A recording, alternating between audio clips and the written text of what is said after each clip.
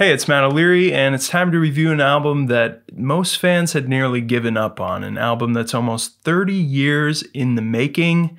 It's Peter Gabriel's I.O. Yeah, I was a wee 2-year-old when the first whispers of this album came a-whooshin'. And just 9 years old when his last album, Up, came out. So, at the time I think I was listening to like NSYNC, maybe a little Shrek soundtrack. So just bear that in mind with this review, that I am at least 2 generations past the great Gabriel. But here to just rip the living shreds out of this album anyway. Kidding. Yeah, it's Peter Gabriel. This is the legendary English singer and cultural phenomenon, probably best known for his solo albums in the late 70s and 80s. I think one of his albums, So, had nearly 7 million copies sold.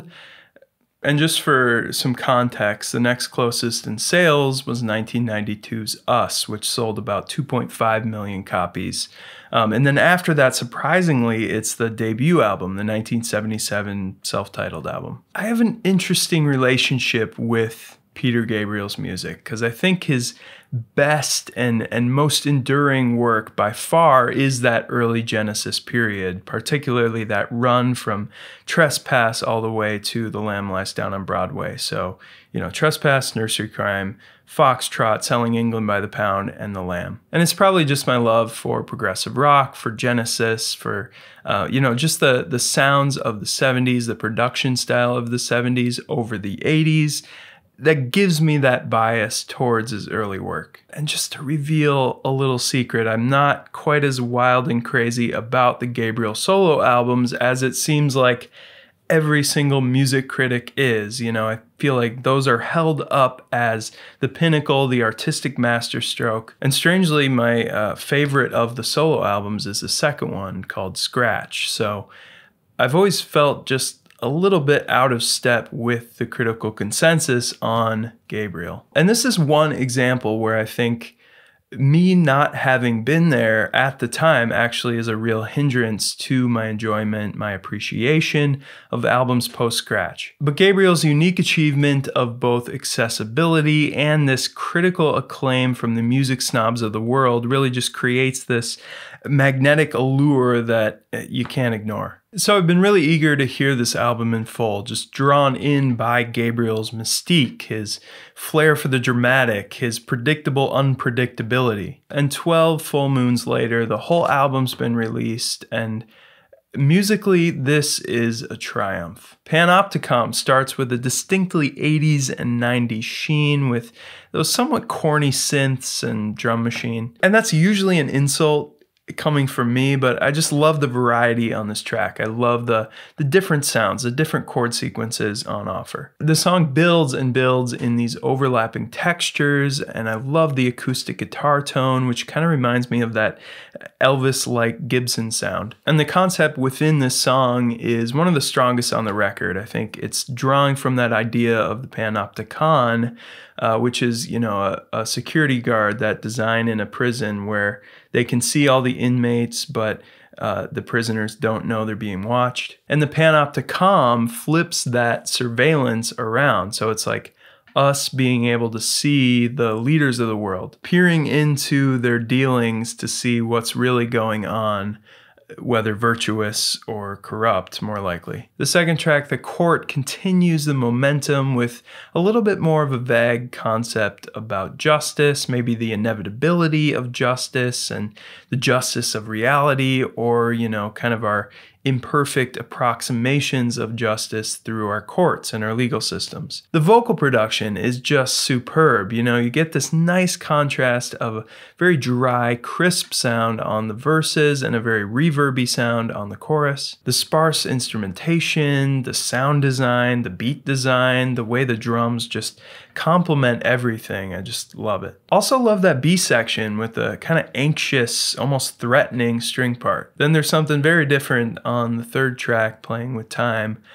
I'm just a sucker for that kind of Randy Newman piano balladry. Gabriel's voice sounds lush, it sounds wizened, you know, he's imparting his time-earned wisdom. The title track is where the lyrics become a bit of a boundary for me, you know, it starts to talk about the interconnectedness of all things. I find this kind of earth religion, this pantheistic type of thing, kind of trite and just off-putting. And it makes Gabriel seem not at all contrarian in his viewpoints, which, you know, it just slightly undermines the musical creativity clearly on display. Plus, the lyrics of that refrain just don't sound smooth at all, you know, I'm just a part of everything. It doesn't rhyme, and it doesn't have to rhyme, but it doesn't do anything else. It doesn't really have a strong melody, and it just kind of feels forced. Four Kinds of Horses mercifully pulls this album up again, shakes off the dust, and is totally edgy and a little bit trip-hop-ish with that kind of dark and dissonant synth loop and the just minor chords and ambience. Very much fitting the trip-hop vibe, which is all about vibe. You know, it just keeps meandering on this steady groove, this slow jam that stretches out to 7 minutes or so. There's a lot of moody, slow stuff on the album. So songs like Road to Joy and Olive Tree are very refreshing. You know, it's nice to have a little bit of pace, and both songs have a really great bass line. Bringing us back to the funk pop era with a song like Sledgehammer, and both including themes of awakening the senses. Olive Tree is one of my favorite tracks on the album. I love the kind of ridiculous brass-filled chorus. It's a little much, but I do find myself singing it after the fact. You know, it's one of the only hooks on the whole album I can say that about after listening 5 or 6 times. So I genuinely do find it fun and infectious. Also love the contrast of the very chipper, lively chorus and this very smooth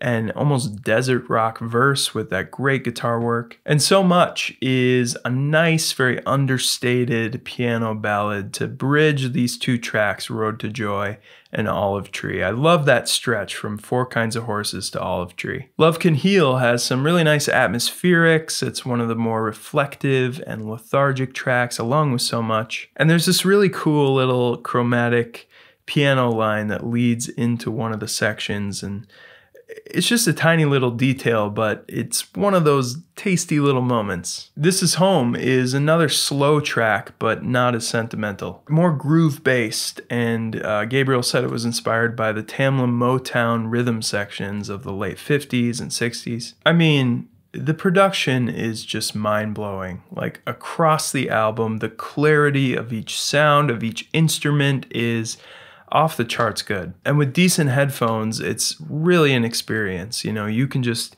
picture the band, even though it's a scattered collective of different musicians on each track, it feels like a band that's just right there in front of you, and it's so wide and so present. And Still is another 6+ minute track, this time boasting the album's most sumptuous orchestral arrangement. This rich and ornate cello melody in the middle, just gorgeous. Then the closer, in true Gabriel fashion, feels like his most humanitarian, his most optimistic, and his most global, you know, his most world music track. So very fitting Gabriel closer. Despite my minor distaste for some of the spirit of the age sentiments that are really at the heart of this album, despite the kind of trite adult contemporary moments, the quality on display is an overwhelming flood. Gabriel's voice is excellent and vibrant, and he sounds his age, but in the best way possible. The writing and arrangements and performances and recording and production are just something to study and learn from for musicians that want to make music that truly touches people. It's just a world-class record from a guy who's really harnessed the many experiences of his many years. So it's an easy 9 out of 10 for me. This is, you know, I just feel like we're fortunate to have artists like Gabriel, whose longevity is so unique, so special, and we just can't take it for granted. I really want to know, what did you think of this album? What do you think of Peter Gabriel just as a whole thing, you know, a whole phenomenon? And if you like this review, please do like the video to get it around and subscribe to the channel. And as always, thank you so much for watching.